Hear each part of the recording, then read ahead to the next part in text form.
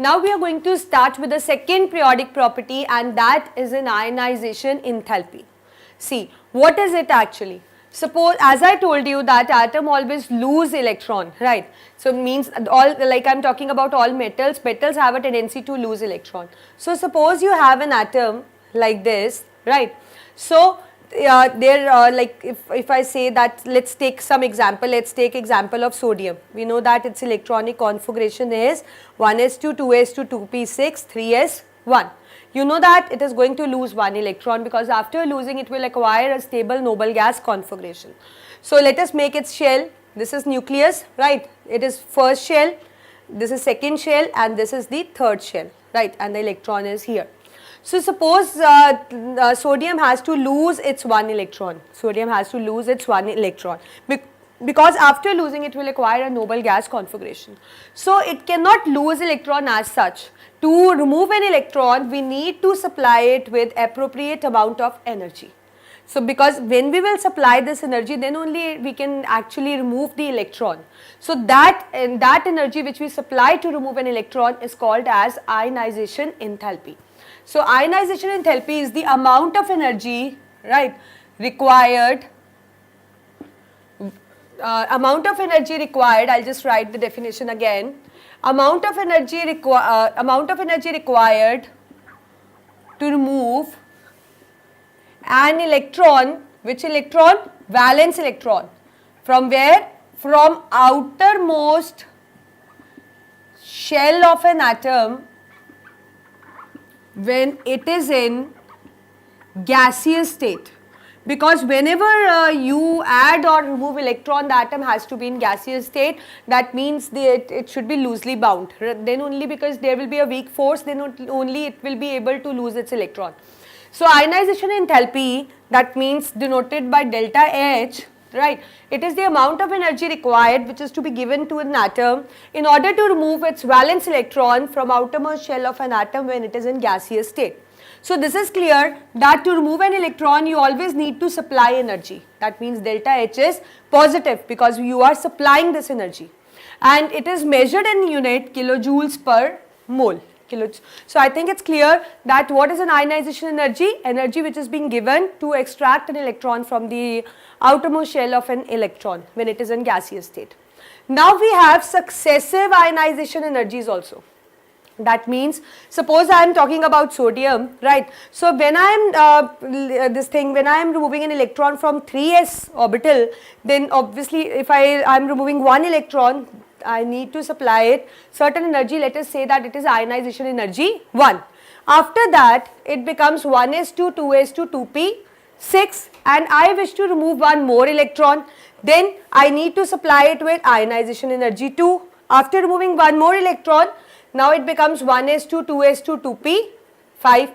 Again I need to supply it with certain energy. This will be ionization energy 3. So all of these energy which are supplied to a same atom in order to remove one, then second, then third electron, these are called as successive ionization energies. So let's say that for removing first electron, the ionization energy is delta H1. For removing the second, it becomes delta H2. For removing the third electron, it becomes delta H3. So on, you can supply constantly the energy, and you can actually remove the electrons one by one. What we have seen is that, what we need to learn here is that the ionization energy of 3, like if I am removing 1, 2 and 3 electrons, let us take an example that I need to remove only 3 electrons from sodium. Right. So I will be supplying with delta H1, delta H2, delta H3. So what we have seen that delta H3 is the greatest, then followed by delta H2, then followed by delta H1.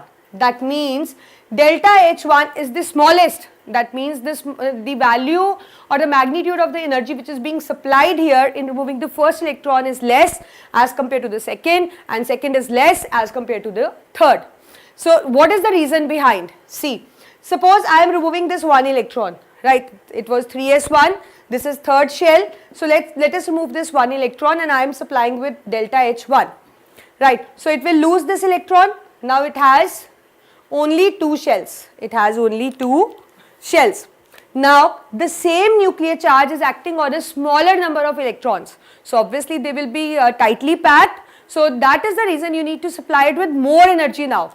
So now I need to extract electron from the second shell, 1 electron. So I need to supply it with delta H2, right. So then when 1 electron will be removed, it will be left only with 2p5. It will be left only with 2p5 because it was 2s2, 2p6 earlier. Now after removing 1 electron, it becomes 2s2, 2p5. Now again the nuclear charge is acting on a lesser number of electrons. So obviously it will be increased, the electrons will be tightly bound, and we need to supply it with more energy. So that is the reason that the ionization energy value for the third is greater than the second, and the second ionization energy value is more than the first. The reason just is that the nuclear charge goes on increasing as you remove the electrons, because the value of charge remains the same, and it is now acting on a lesser number of electrons. So obviously it is going to bound them tightly. So this is what is a successive ionization energy and how you need to explain. Now moving on to the ionization energy only. So what are the factors that actually affect the ionization energy? They are the nuclear charge, atomic size, penetrating effect, screening effect, and arrangement of electrons. So these are the factors actually which actually determine that what amount of energy you need to supply. So let us take first a factor, that is the nuclear charge. You know that suppose I have an atom whose one, let us take two atoms. The one is that which has more nuclear charge and the one which has less nuclear charge. So obviously the more nuclear charge means the nucleus is attracting the electrons with more force. So that means you need to supply it with obviously more energy, and here you comparatively the less energy is required. So that means more is the nuclear charge, more energy is to be supplied in order to remove an electron. Second is the size. Let us take another example of size. I have a big atom, I have a small atom. Where do you think you need to give more energy? Obviously to a small atom, because the small atom will have increased nuclear charge. More nuclear charge means more attraction between the nucleus and the outermost electrons. So more energy is to be supplied. So I think you got it with the size also. Next is the penetrating effect. Penetrating effect means means from which orbital you need to remove an electron. As you know that you have 4 orbitals, generally 4 orbitals, and it is found that S is comparatively closer to nucleus. S is comparatively closer to the nucleus. So obviously energy which is required to remove electron from the S orbital will be more than the P, and to remove from P will be more than D, and to remove from D will be more than F. So that means the order of penetrating effect is like this. So more is the penetrating effect, more energy is required to remove an electron. So this follows this kind of order. Next we have is a screening effect. Next factor is a screening effect. Screening effect, actually I told you with an example when we were discussing atomic radii, that more is the screening effect. Screening and the shielding effect is one and the same thing. More is the shielding effect, the electron is experiencing less nuclear charge, and here the less energy is required to remove an electron. And if there is less shielding effect, that means electron is experiencing higher nuclear charge, and that means it is tightly bound to the nucleus and more energy is required. If you have any problem related to shielding effect, just look at the video of atomic radii where I completely discussed about the shielding effect with an example of sun.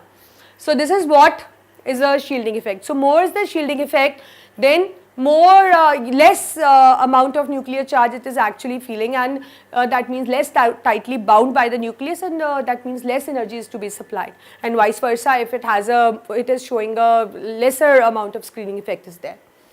Next, arrangement of electrons. You know that we have orbitals which are half filled and we have orbitals which are completely filled.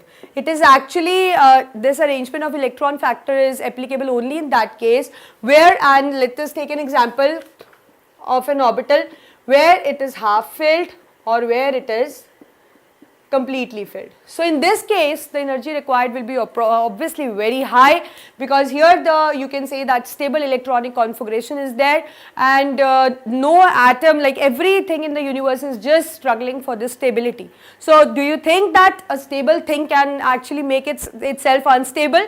No. So to make it unstable, obviously you need to supply it with huge amount of energy if you need to extract an electron. So this is what are the factors on which the ionization energy depend, or enthalpy depend. Now we are going to discuss that how it varies along group and period. So along group, we see that ionization energy always decrease along group. So let us take an example of first group, lithium, sodium, potassium, rubidium, cesium.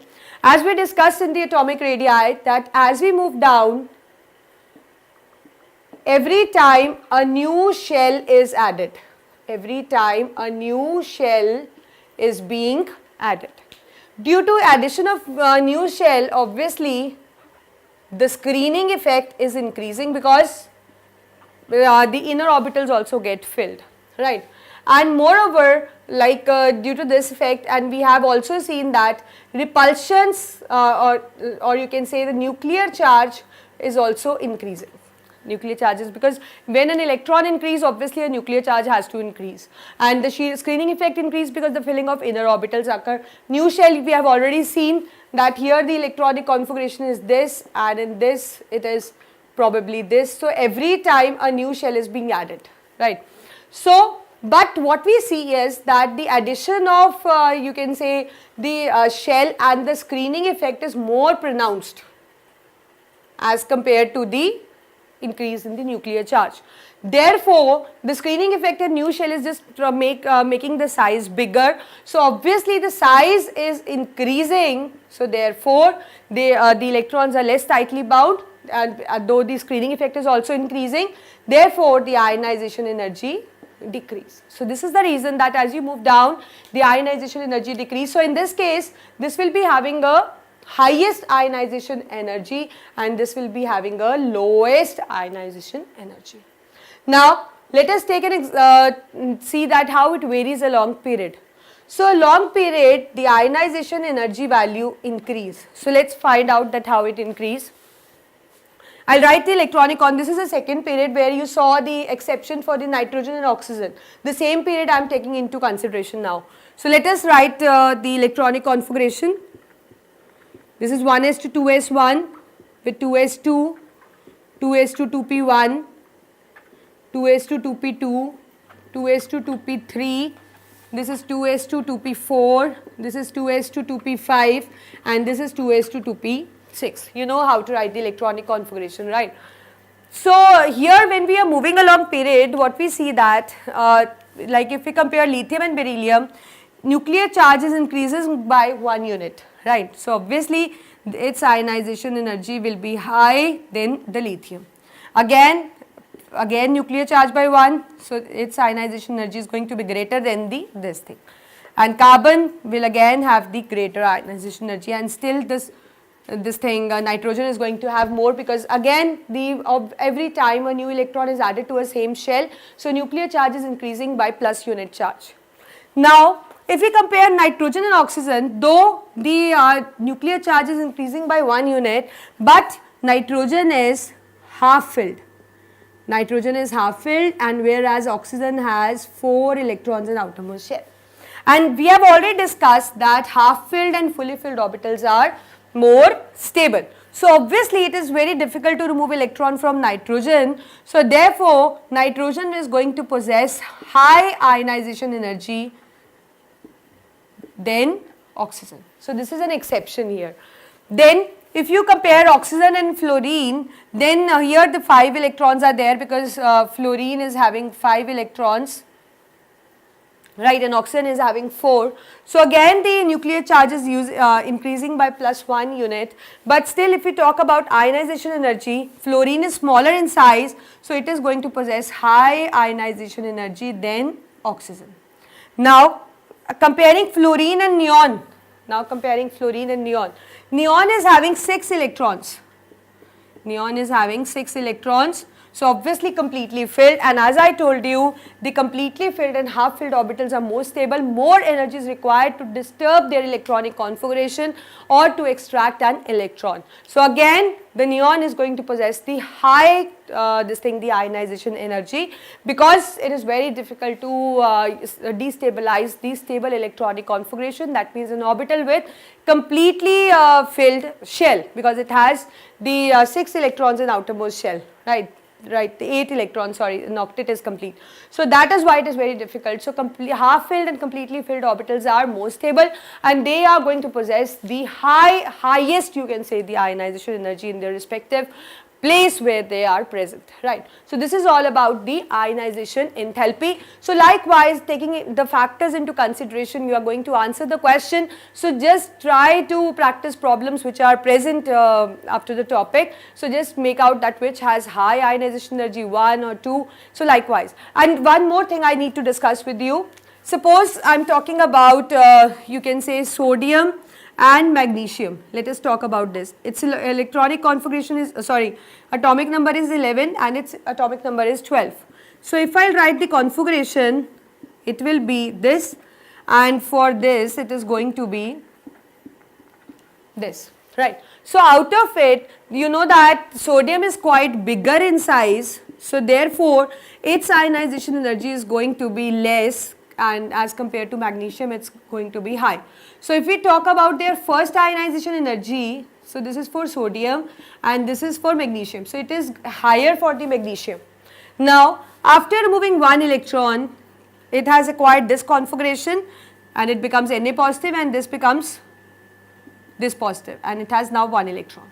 Now you are trying to remove another electron. So do you think the ionization energy second will be greater for the magnesium only? No, it is going to be smaller. So ionization energy 2 for sodium is going to be higher for like to remove a second electron as compared to the magnesium, because here you are going to remove the second electron from the stable noble gas configuration, which is quite difficult, but here there is no stable electronic configuration. So second ionization energy will be less for Mg positive as compared to Na positive. So this is how you can compare the ionization energy of different elements, just taking into consideration that when they become half filled or when they become completely filled or when they are not having a stable electronic configuration. So these factors actually help in deciding that which is going to possess high or low ionization enthalpy. But definitely the concept is going to be delta H positive, that means you need to supply energy.